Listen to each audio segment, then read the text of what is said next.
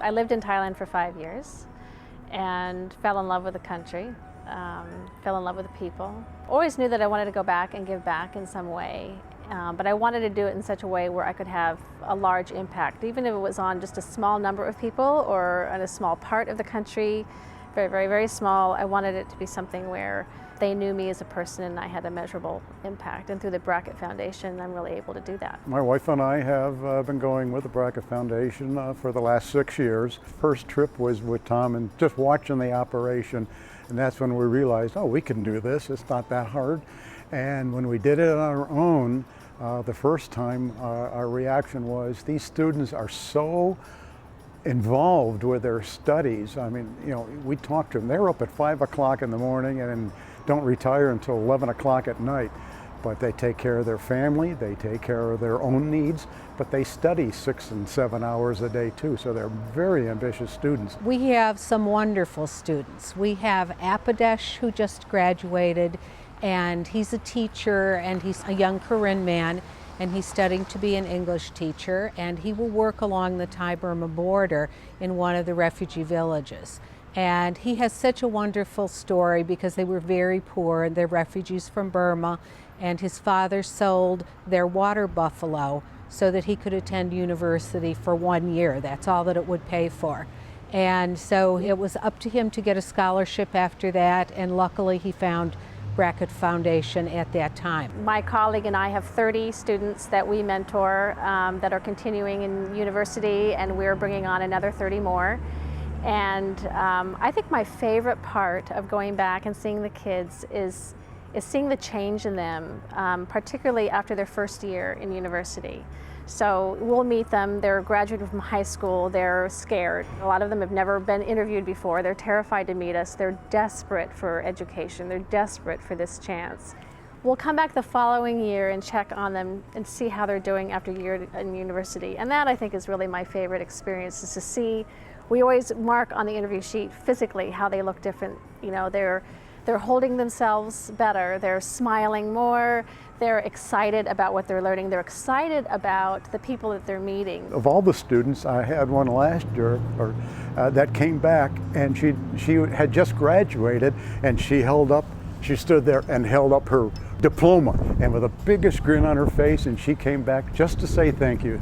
And I said, boy, this is what it's all about. One of the satisfying parts about what the Brackett Foundation does is when we send these children, these kids off to schools, to universities, they meet students from other nationalities, from other ethnic groups, from other tribes, and they find things in common with people that they've never imagined that they'd meet. We're taking kids from environments where the only thing they know are their families, people from their own culture, their own tribe, if you will, and they go off to school and they meet people from all different parts of Thailand, and they are electrified, and they're finding community, and they're finding things in common. And I feel like that is so important.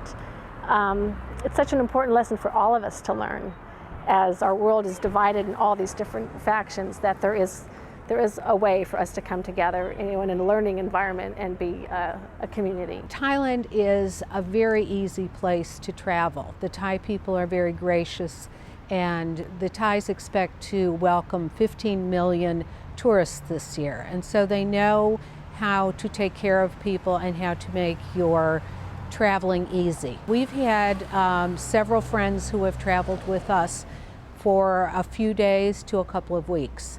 And it's a really good experience. It's a good way of seeing what the foundation is capable of doing. If you like to travel, I suggest travel with a purpose. We've found that going to a country and having a reason, having people to see, having an intention to study a certain problem or to get to know some of the students, to consider which ones we can give a scholarship to, this is really meaningful travel. And it has years of carryover, where you see these kids again as they're growing up and maturing and taking a place in society. Since Liz and I have been going over to Asia all these years, from '92 on to the present, we have really enjoyed ourselves tremendously.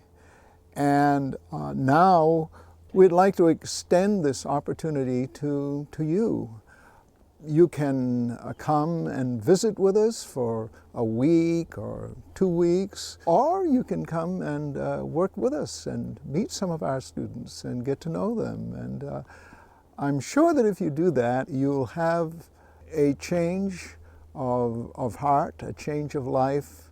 You'll enjoy it tremendously, and you'll be a better person for it. It's a personal inner feeling of, I can't quite call it satisfaction, but it's a inner joy and an inner warmth that I really can't explain. I wish you could come with us. I wish you could see some of the students that your money helps send to school. I wish you could see the difference it makes in their lives and how appreciative they are. I wish you could see some of our schools, meet some of the people that work with us, and help us get money inside Burma to help students there.